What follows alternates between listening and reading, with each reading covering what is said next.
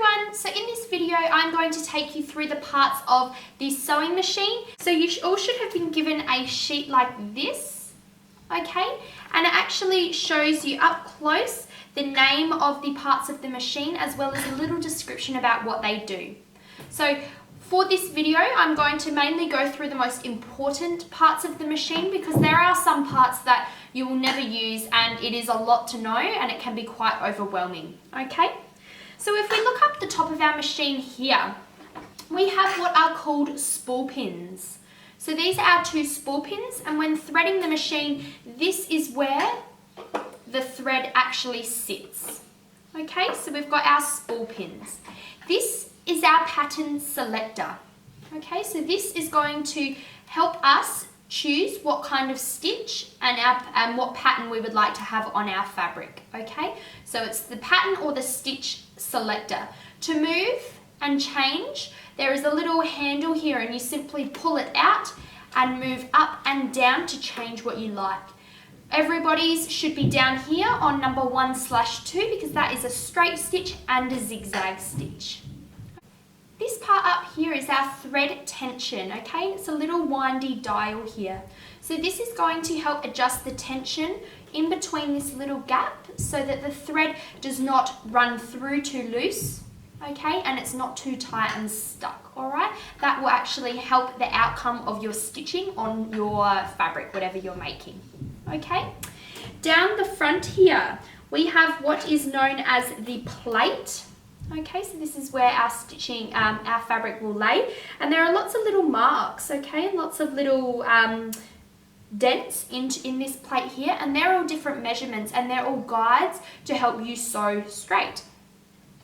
We have what is known as our presser foot down here, okay, so this is the little foot that our fabric it'll clamp our fabric down, and when we are sewing it helps hold it in place. There is also some little lines on there, okay, that show you where the needle is going in, and it helps you keep an idea of where the stitch will actually be going in on your fabric. Okay, we also, if I move this, we also have here our needle.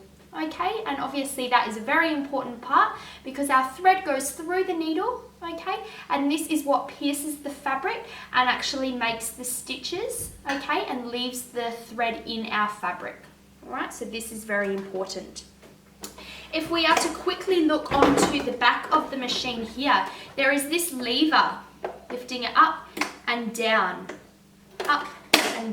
okay, so this lever actually lifts up the presser foot down here. So when I lift it up, I'm able to thread my fabric through, and then when I'm about to start, I simply lower the lever and it clamps it in place. So knowing where this lever is at the back of the machine is very helpful, okay? And to get to it, you usually just tuck your arm around the front. It's a bit awkward the way I'm sitting, but you tuck your arm through here and it's a simple up and down, okay?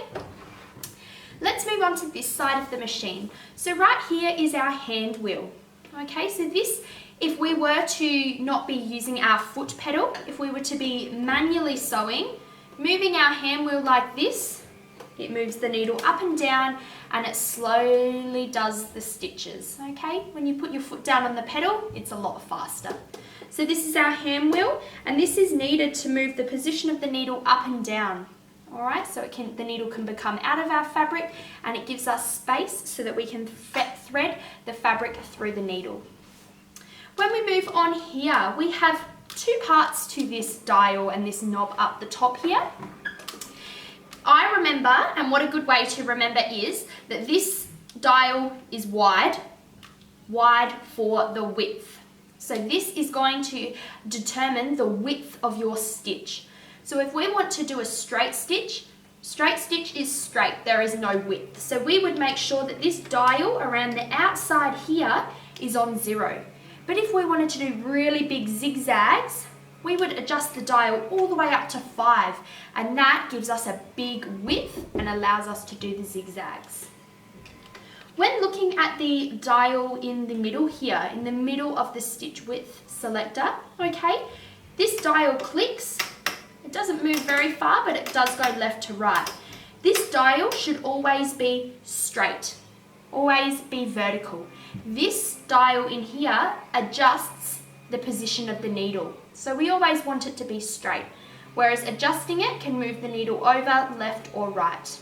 Okay, and that is how the needle snaps if the dial is not vertical and not straight. So we need to remember that. This knob here, you probably won't really use it, but that is to make buttonholes. Okay, so you make some adjustments. I wouldn't suggest twisting this around at all because it does stuff up all of the presser feet and the feed dog down the bottom here. Okay, this dial here is very important. When we look at this dial here compared to this one up the top here, so remember this was wide for the width and this one here is long for the length. Okay, so this allows us to adjust the length of our stitch. So we're not stitching really close together, we might want to make them a bit further apart. So to adjust this, you simply grab the little nozzle on the front and you twist it, and that will bring it up, and you twist it and that will adjust it down. But there are also two purposes to this little nozzle here. Okay, when you lift it up and if you hold it up, the machine will actually stitch in reverse. As soon as you drop it, it continues straight again. So this is the reverse stitch, okay? And this is important for when you are starting and finishing sewing, okay? Always to reverse to secure the stitch so it's not going to come undone.